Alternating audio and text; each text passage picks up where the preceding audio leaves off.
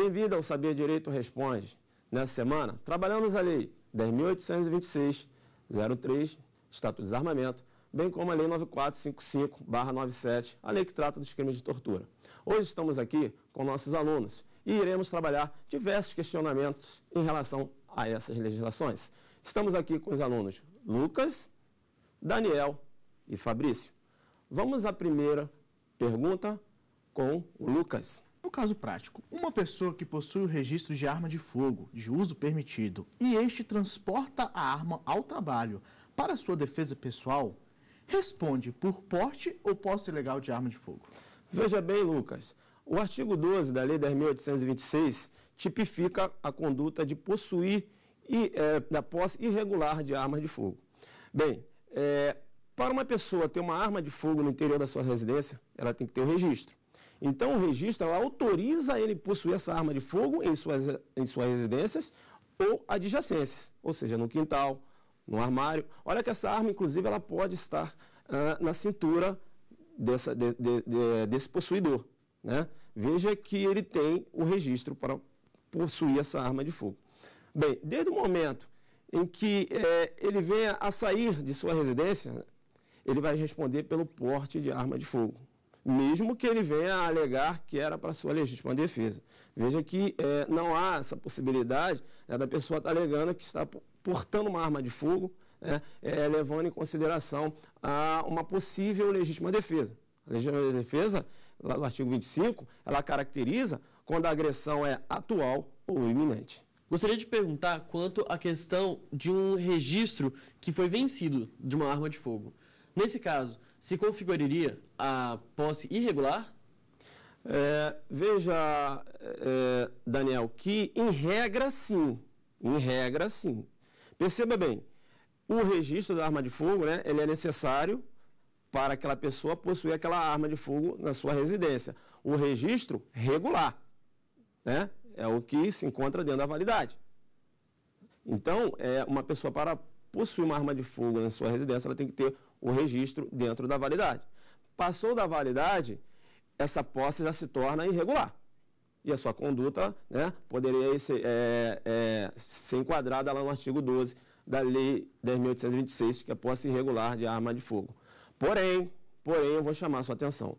Eu vou chamar a sua atenção porque o STJ se posicionou no sentido que o fato é atípico, né? O STJ entende que o fato é atípico. Por quê?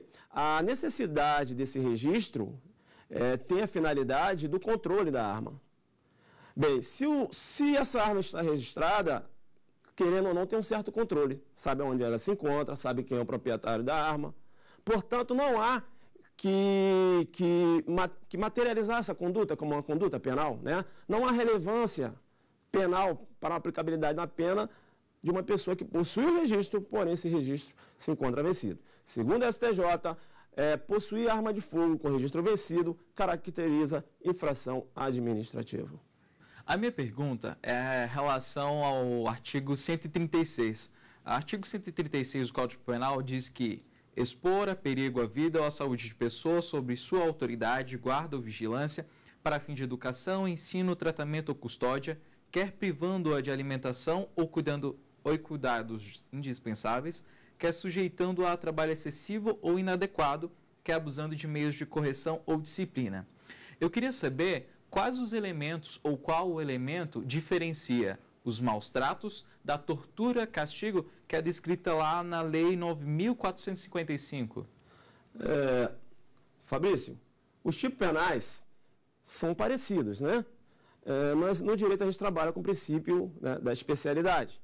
Veja bem que são duas condutas que eu vou considerar como dois crimes próprios, né, porque o agente ele tem que ter autoridade, né, sobre aquela vítima.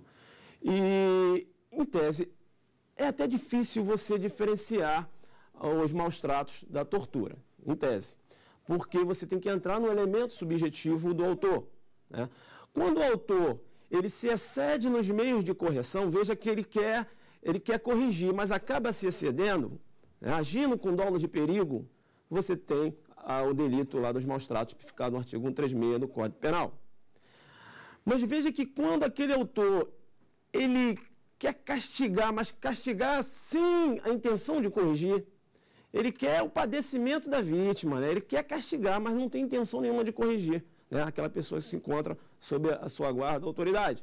Veja que aí eu tenho um delito lá da lei de tortura, da tortura-castigo. Tá? Então, a diferença é essa, né? É o elemento subjetivo, né? Qual é a intenção? É corrigir? Se excedeu? Se excedeu. A conduta será enquadrada lá no artigo 136 do Código Penal. Qual é a intenção? A minha intenção era castigar, era o padecimento da vítima. Eu queria que ela, né, eu queria o sofrimento dela, não queria. Minha intenção não era corrigir. Minha intenção é o padecimento. Aí eu tenho a tipificação lá na tortura-castigo da Lei 9455, tá? Então a diferença é essa. Ressalto que há uma dificuldade, né, para você enquadrar, diferenciar uma conduta da outra, porque você depende desse elemento subjetivo do agente.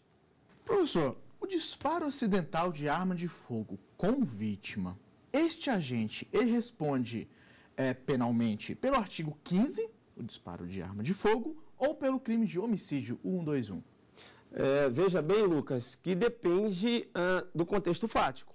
O artigo 15, lá da Lei 10.826, tipifica a conduta de disparar arma de fogo. Veja que toda conduta descrita no Código Penal, em regra, é uma conduta dolosa. Perceba bem que se um policial, realizando a manutenção do seu armamento, acaba realizando um disparo, sem que ocorra dano a alguma vítima, né? Veja que o disparo, eu pergunto para você, foi um disparo doloso, né? Ou foi um disparo culposo? Um disparo que seja acidental? Culposo ou doloso? No caso seria culposo. Disparo culposo. Analisando o artigo 15 da Lei 10.826, você vai verificar que o artigo 15 não prevê a modalidade culposa de disparo. Então, em tese, esse policial não responderia pelo disparo. Bem, entrando na pedra de toque da sua pergunta, porque você questionou também se ocorresse um dano, não é isso? Alguma vítima? Caso, fatalidade. Um homicídio, por exemplo. Aí a figura penal muda.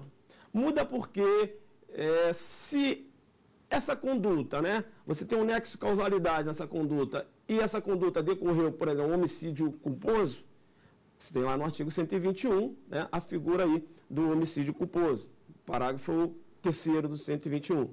Tá?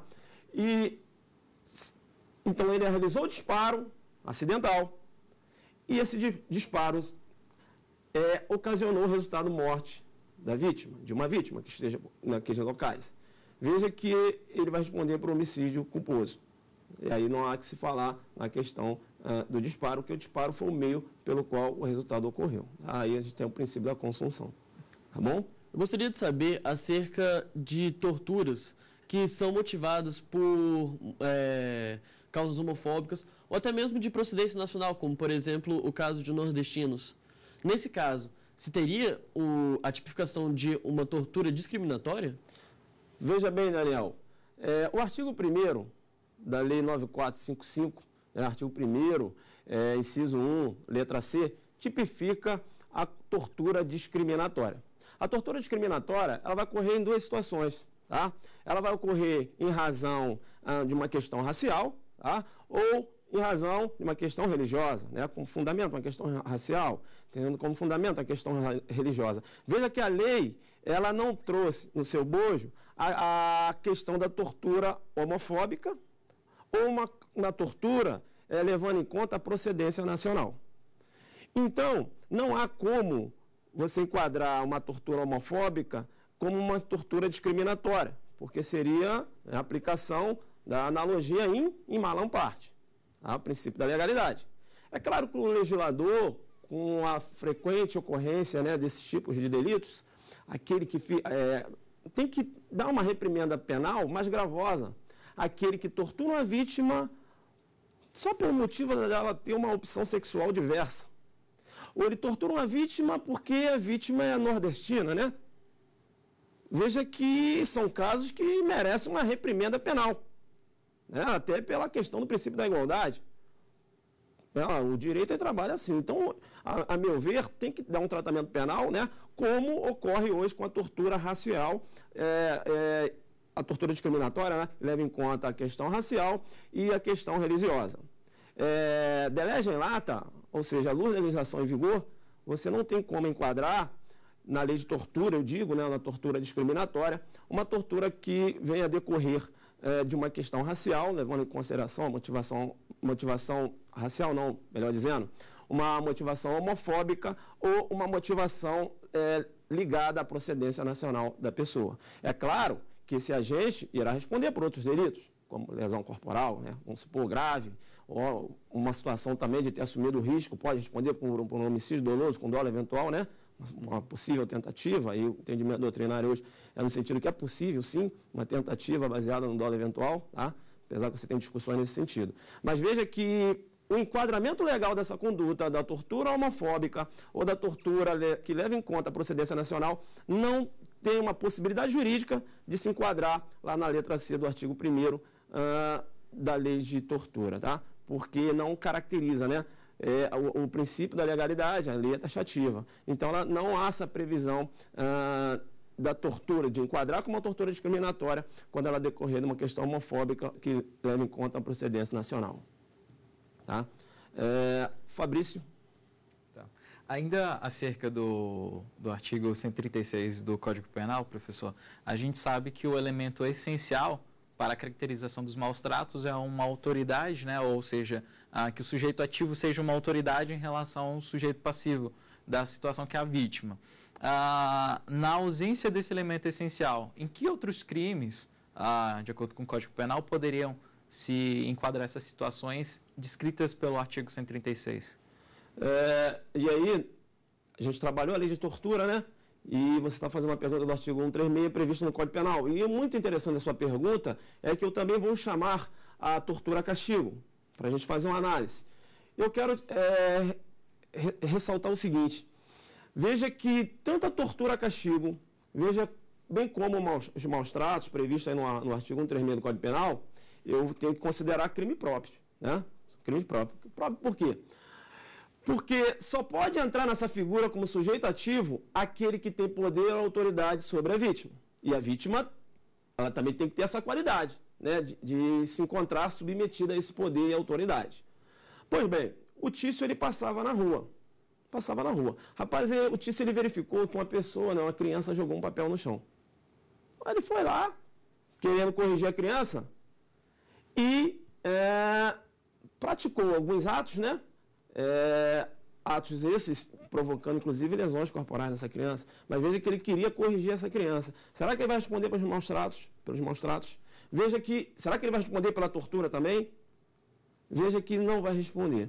Não vai responder pelo seguinte, né? Sabendo sempre, como a gente conversou, a diferença da tortura e os maus tratos, né? Vamos supor que ele tenha a intenção de castigar essa criança, né? Querer o padecimento dessa criança. Será que ele entra na tortura?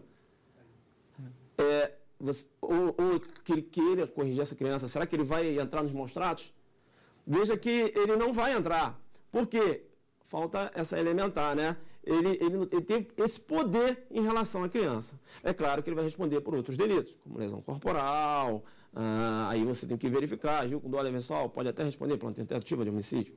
Mas o que eu quero ressaltar é que o crime de maus tratos previsto no artigo 136 do Código Penal, bem como a tortura a castigo previsto lá na Lei 9455, artigo 1º, inciso 2º, é o crime próprio, né? São crimes próprios. Ou seja, demandam uma qualidade, tanto a qualidade, né, da vítima em se submeter à autoridade e do sujeito ativo, né, que tem que ter essa qualidade em relação à vítima.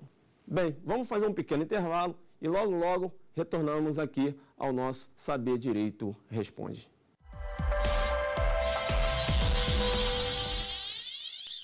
Bem, retornamos aqui ao Saber Direito Responde. Eu sou o Ailton Rodrigues, delegado de Polícia Civil do Distrito Federal. Dando continuidade aos questionamentos em relação à Lei 10.826/03, Estatuto do Desarmamento, bem como a Lei 9455/97, a lei que trata dos crimes de torturas. Vamos continuar aqui nossos questionamentos com o aluno Lucas. Professor, no caso, no crime de tortura, ela restringe-se apenas à aplicação corporal? Bem, Lucas, essa é uma dúvida que sempre o aluno tem essa dúvida, né? Porque ele raciocina a tortura já com vestígios de ordem física, né? Ele sempre acha que aquela pessoa que foi torturada, ela está toda machucada, cheia de lesões corporais, por exemplo. Mas perceba, Lucas, que a lei, a redação lá no artigo 1º, ele fala o seguinte: constranger alguém mediante violência e grave ameaça, causando sofrimento físico ou mental. Então, perante a legislação, né, você pode ter, sim, uma tortura mental. E veja que a tortura mental, ela não deixa vestígios de ordem física, né? E como você vai conseguir essa prova, né, de que a pessoa foi torturada mentalmente, né? Aí, através de testemunhas, relatórios médicos, você pode ter essa prova, né? Esse sofrimento, né, que essa pessoa sofreu, tá? Então, não se restringe só à ordem física, tá? Se restringe também à parte psicológica, né? Então, aquela pessoa que foi torturada, ela pode ter vestígio de ordem física, mas pode ter também tortura psicológica. Até porque a lei fala, né? Constranger alguém mediante violência ou grave ameaça. Então, a pessoa é constantemente ameaçada, ela sofre aquele dano psicológico, né? Claro que essa ameaça, se você está ali ameaçando uma pessoa para que ela venha, por exemplo, a confessar, né? A tortura é a tortura à prova, né? Torturando para que ela venha confessar, né? Mas olha que ele é uma tortura que ocorre mediante a grave ameaça. Você teria uma tortura à prova utilizando como instrumento a ameaça e um dano psicológico. Então, é possível, sim, uma tortura de ordem psicológica. Legal? Daniel. Professor, uma vez que você comentou sobre a tortura à prova, eu gostaria de saber que se para consumação desse tipo, é preciso que a vítima efetivamente confesse. Daniel, pergunta muito interessante. Ele está perguntando o seguinte: lá no artigo 1º, né, o artigo 1º, ele fala o seguinte: constrange alguém, mediante violência e grave ameaça, causando sofrimento físico ou mental, letra A, com a finalidade de obter confissão, né, informação ou declaração da vítima. A grosso modo, o artigo ele tem essa redação. Perceba que o Tício começou a torturar o Mévio. Está torturando. Rapaz, o Mévio, ele não confessou. Não vou confessar. Mas ele foi torturado? Foi. Será que eu tenho uma tortura prova tentada ou consumada? Veja que eu vou ter uma tortura prova consumada. Porque a tortura ocorreu com a finalidade. A confissão, tendo a confissão ou não vai descaracterizar o crime. O que tem que ocorrer é o seguinte: tem que ocorrer a tortura, tem que ter a finalidade de confessar e tem que ter um resultado material, doutrina majoritária, no sentido que você a vítima ela tem que ter um sofrimento. Se a vítima sofreu, se ocorreu a finalidade, é irrelevante se confessou ou não, tá? Ainda em relação à tortura prova, tortura confissão, tortura persecutória também chamada, eu quero alertar o seguinte: veja que tem que sair desse âmbito policial, de achar que o crime de tortura à prova só ocorre o policial torturando o suspeito. Responde ainda por tortura à prova aquele credor que tortura o devedor. O credor tortura um devedor para que esse venha assinar uma confissão de dívida. Olha que também pode responder por tortura à prova. Vamos supor que alguns bandidos de uma determinada localidade realizam uma abordagem de um repórter. Esse repórter estava realizando uma pesquisa de informações. Ele tem informações. Aí os bandidos começam a torturar o repórter, torturar, para que esse repórter venha passar as informações. Esses bandidos também irão responder na tortura à prova. Então veja que o crime de tortura, ele sai, ele necessariamente não fica preso ao âmbito policial, não. Tá? Então é um crime que pode ser praticado por qualquer pessoa, né? A maioria dos crimes ali, com exceção lá da tortura a castigo, que é um crime próprio, mas você vai ver que a regra pode ser praticada por qualquer pessoa. Então, a confissão não é necessária para materializar o crime lá da tortura à prova, né? A tortura à confissão, tá? Fabrício? Então, professor, agora, ainda com relação à questão da tortura, uma pessoa que tortura outra, para que essa última pessoa pratique uma contraversão penal, ela responde por algum tipo de tortura específica? Fabrício, você vai verificar lá no artigo 1º, inciso 1, letra B, A letra B diz o seguinte, o artigo fala assim, constranger alguém mediante violência, grave ameaça, né, causando sofrimento físico ou mental. Letra B, com o intuito, né, de que essa vítima venha praticar uma conduta ativa ou omissiva de natureza criminosa. Então, veja bem que essa conduta ela tem que ser criminosa, né? Então, a contravenção penal é um tipo de infração penal, né? Crime e delito é a mesma coisa. Contravenção penal é uma outra situação. É uma espécie de infração penal. Então, se o autor ele tortura a vítima para que essa vítima venha realizar uma ação de natureza criminosa, por exemplo, tortura para que essa vítima venha realizar a subtração da coisa, responde na tortura criminosa. Tá? Ele tortura para que essa vítima não venha prestar um socorro, responde na tortura criminosa, porque ela deixou de praticar uma ação, né? Ela praticou um ato omissivo, mas de natureza criminosa, seria o artigo 135 do Código Penal.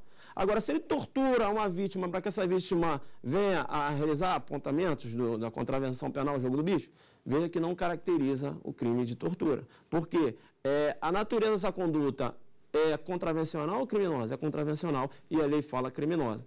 Pensar diferente ofenderia o princípio da legalidade. A simples posse de uma munição de arma de fogo poderia caracterizar o porte legal de arma? E ainda, se essa munição estiver deflagrada, ainda assim caracteriza-se o crime do porte ilegal? Veja que interessante a sua pergunta, Lucas, porque o nome iuris é porte ilegal de arma de fogo. Aí dependendo, né, se for de arma de fogo de uso permitido, artigo 14 da lei. Se for de arma de fogo de uso restrito, artigo 16 da lei. Hoje os tribunais, tanto o STF como o STJ, têm entendimento pacífico no sentido que o porte de arma de fogo constitui crime de perigo abstrato ou perigo presumido. Ou seja, o simples porte já caracteriza o delito. E aí, a lei ela não só se restringe à arma de fogo, né? Por exemplo, 14, né? Porte ilegal de arma de fogo, acessório e munição. Então, será que se o Tício ele está portando uma só munição, será que ele responde pelo crime de porte ilegal de munição? Vamos supor que essa munição seja de uso permitido? Né? Essa é a pergunta que você faz. Responde. Responde e eu ainda quero acrescentar o seguinte. É pacífico o entendimento que não há possibilidade do princípio da insignificância no que se refere à munição. Eu estou falando isso porque se o Tício portar apenas uma munição, vai responder penalmente pelo porte ilegal de arma de fogo. Se a munição for de uso permitido, artigo 14 da lei. Se a munição for de uso restrito, artigo 16 da lei. No que se refere à munição deflagrada, é isso que você perguntou, é isso? Aí você vai ter uma atipicidade do fato. Vai ter uma atipicidade do fato por quê? Porque essa munição ela não tem potencial lesivo, né? A ausência de pólvora, inclusive, ela não entra no conceito técnico de munição. Então, essa munição, porte de munição que já tenha sido utilizada, né, não configura infração penal, tanto do artigo 14 como do artigo 16 da Lei 10.826, considerando aí que não entra no conceito técnico de munição e também extensiva à arma de fogo, né? É o mesmo raciocínio que a gente pode utilizar aí com uma arma de brinquedo, por exemplo, né? Ou com uma arma, uma arma totalmente defeituosa, que não realiza disparo, totalmente. O mesmo raciocínio, aí seria o fato atípico. Agora, se a arma atira, mesmo que ela esteja desmuniciada, ou que essa deficiência da arma seja uma deficiência, uma hora a arma atira, outra hora não atira, veja que não é absoluta, né? E nessa situação aí, o agente vai responder também, tá? Não, melhor dizendo, né? Se a arma uma hora atira, outra hora não atira, o agente responde, tá? Porque a deficiência ela não é absoluta, é relativa. Daniel? O professor já efetivamente respondeu a minha pergunta, muito obrigado. Era sobre a inaptidez sobre uma arma totalmente inapta para realizar disparos. Tem como reformular? Inclusive, essa pergunta sua é interessante, e aí a gente vai pegar um gancho, porque a gente pode tratar da arma de brinquedo, né? A arma de brinquedo seria até uma pergunta que seguiria o mesmo viés. E a gente já estava falando aqui sobre isso. Uma arma de brinquedo. Será que portar uma arma de brinquedo configura infração penal? Será que se eu importar uma arma de brinquedo, será que eu vou responder pelo delito algum crime da Lei 10.826? Veja que a arma de brinquedo ela vai se equiparar, a pergunta inclusive feita aqui pelo colega anterior. uma arma de brinquedo, a arma totalmente inapta, né, ela é similar como se fosse uma arma de brinquedo. Veja que o fato também será atípico, se portando uma arma de brinquedo. Agora, no que se refere a importar uma arma de brinquedo, ele não responde por crimes estabelecidos na Lei 10.826. Mas será que o fato seria atípico? Será que seria atípico importar uma arma de brinquedo? Essa arma de brinquedo que vem a ter uma aparência similar com uma arma de fogo, né? Um simulacro, porque tem que ter essa aparência, né? Porque esse tipo de arma, perante o artigo 25, é proibido. Então, se eu importo uma coisa proibida, será que eu cometo algum crime? Responderia o agente aí pelo artigo 334, contrabando. Um policial civil que possua o porte de arma, esse porte que ele possui, lhe dá direito de utilizar uma arma que não seja sua? Eu tenho que falar para você o seguinte, o fato de ser policial não dá essa prerrogativa de portar qualquer tipo de arma, né? Eu digo qualquer tipo de arma que ele não tem um registro. Ele tem que ter um registro dessa arma, tá certo? Então, se o Mévio se aproxima do Tício, o Tício é um outro policial amigo dele, ô Tício, me presta essa tua arma aí. Ah, não, deixa que eu levo para você está cansado. Aí vai colocar a arma do Tício aqui, e ele está com a dele aqui. Aí o Tício, mas você pode levar, pô, eu sou policial igual a você. Ele vai responder por porte de arma de fogo, porque ele está portando uma arma que ele não tem o registro dessa arma. Então, resumindo, o simples fato de ser policial, né, não enseja a legalidade da conduta desse policial de portar diversas armas que não estejam aí registradas no nome dele, né? Ou que seja de uma instituição e não esteja cautelada para ele. Então, eu queria agradecer aqui a colaboração de vocês, tá? Eu fico feliz de saber aqui que teremos aqui futuros delegados de polícia, né? Vou puxar um pouco a sardinha para o meu lado, promotores de justiça, juízes, né? A inteligência de vocês jurídica, assim, me deixou muito satisfeito. E acho que é isso que a gente precisa no nosso Brasil, né? Acho que são esses operadores de direitos, pessoas interessadas, né? Eu quero aqui agradeço a você que acompanhou aqui nossos questionamentos, nosso estudo. Claro que a gente aqui nossa intenção não era exaurir, né, todo o assunto, porque são diversos questionamentos em relação a essas duas leis muito importantes, que são a Lei 10.826/03, Estatuto dos Armamentos, e a Lei 9455/97, lei que trata dos crimes de tortura. Que Deus abençoe a todos e obrigado. Até mais. Tem dúvidas sobre o assunto? Então mande um e-mail para saberdireito@stf.jus.br. Você também pode estudar pela internet acessando o site www.tvjustiça.jus.br.